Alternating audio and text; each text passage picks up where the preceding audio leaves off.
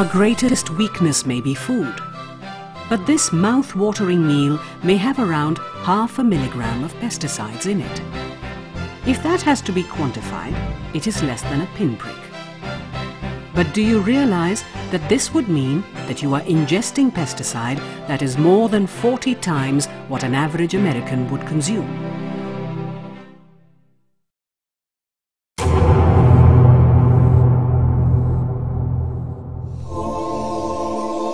All pesticides are lethal poisons. In India, indiscriminate and unregulated use of pesticides is poisoning land, water, air and food. India spreads out nearly 90,000 tons of pesticides on its fields, making it one of the largest users in the world. Farmers use pesticides carelessly. Some use the wrong chemical, while others overuse. Many harvest immediately after spraying. That is why there are dangerous levels of pesticide in ladyfingers, tomatoes, cabbage and cauliflower.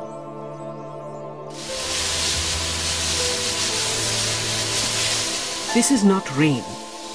It is pesticides being sprayed on grape vineyards in Nasik. Harmful fungicides are used to ripen fruits so that it could be rushed to the market. If your cauliflower looks fresh and white, it is because it has been dipped in pesticide. Consumers would rather not buy the natural one, that is a pale yellow. Pesticide residues in vegetables, fruits, pulses, grains and water can cause numerous health complications like cancer, genetic defects and impotency. The toxins are here. The slow poisoning of India is threatening our lives.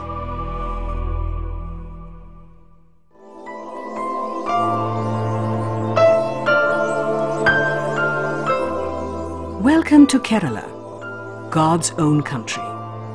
Sometimes names can be really misleading. Take this area in Kasaragod. It is called Swarg. In Hindi and Malayalam, Swarg means heaven. Nothing could be more ironical. For those in Swarg, this is no heaven, as it is plagued by disease and tragedy.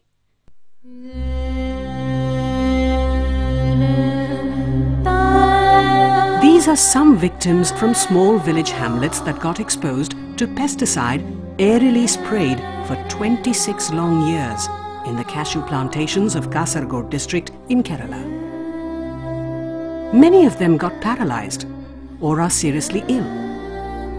Swarg and other areas like Padre, Mulayar and Bellur in Kasaragod district of Kerala have become living examples of how the poison in pesticides could be lethal to our health when used excessively and carelessly. The area is dotted with tragedy-stricken families battling physical deformities, cancers and disorders of the central nervous system. Government studies show it was caused by the aerial spraying of endosulfan on cashew plantations in an area spread over 4,700 hectares. Numerous children in the Vaninagar school in Padre village have complex health problems. When Shruti was born 10 years ago, she had just one leg to use. The other was malformed. Her mother soon died of cancer, leaving Shruti to fend for herself at the tender age of 4. Aimlessly running around the school is 14-year-old Udaya Maniyani, who is mentally challenged. He was almost 9 when he started walking and is still in primary school. He smiles, unaware of the tragedy that stalks his future. Udaya Shetty was born with cerebral palsy.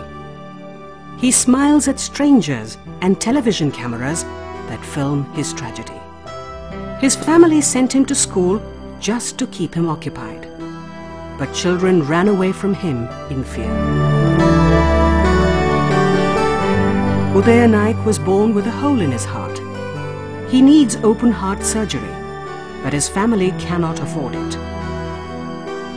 Shruti tries to make the best of her life with an artificial leg, but others are not so lucky.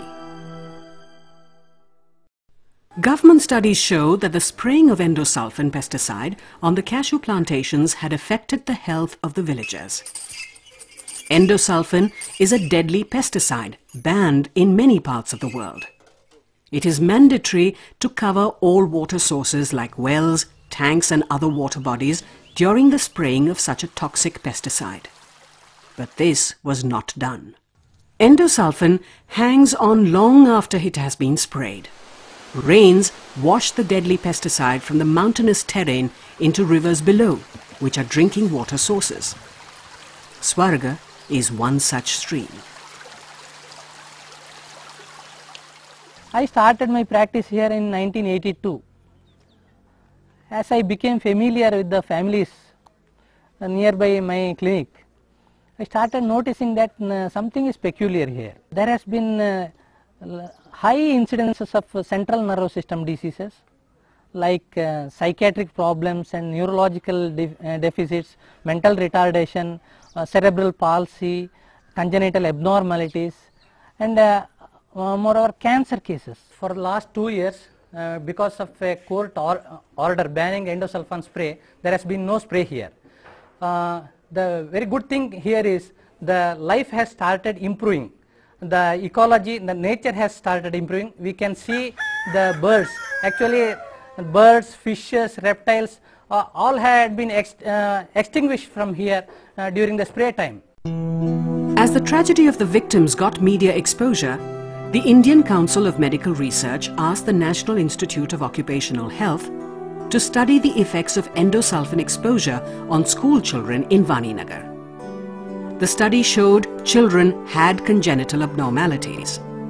Male children suffered from delayed sexual maturity, while female children matured early. Another study by the Kerala's Health Department also found cases of congenital abnormalities, mental retardation, cancer and infertility in areas where the aerial spraying was done. Endosulfan was also found in the blood samples of children. 14-year-old Manikandan from Mulayar has a serious skin problem. He stays close to the cashew plantations. He finds it difficult to sleep at night as his skin itches and hurts. Manikandan dropped out of school when he found that other students were refusing to sit with him. ഈ മരുന്ന് ഹെലികോപ്റ്ററിൽ മരുന്ന് അടിക്കാൻ വരുന്നുണ്ട്. നമ്മൾ ഈല തന്നെ ഫോരയിലോടിയാണ് പോകുന്നത് ഈ കൂപ്പിലേക്ക്. അപ്പോൾ ഈല അതിനെ കൊണ്ട് വന്നില്ലൊരു സംശയം. അത് ഈ കിണറ്റിലും പിന്നെ നമ്മൾ പാത്രം വെള്ളത്തിന് പുറത്തെല്ലാം വെക്കുമ്പോൾ അടച്ചു വെക്കലൊന്നുമില്ല. പല സൂക്കേടും ഛർദിയും പനിയും തലവേദന പനിയായിട്ടെല്ലാം കിടക്കും. 20-year-old Ashraf also lived very close to the plantation in Mulayar. He was fit and healthy in primary school, but gradually his eyesight weakened, walking became difficult, and today he is mentally challenged. But Ashraf's father, Abdul, is now more worried about Shahina, his 10-year-old daughter. She is developing similar symptoms. Her eyesight is getting weaker. Nizamuddin from Nattanige village looks 3, but he is 7. His growth has been severely retarded. He does not speak, but mumbles. He too lived very close to a cashew plantation. But seeing what happened to him, his family shifted a kilometer away. But it is just too late. In the same area is 22-year-old Hemlata. Her mother remembers how she walked to school through the plantations while the spraying was on. But after the 7th standard, she found life going out of her hands and legs. Today she cannot move at all and lies in a corner.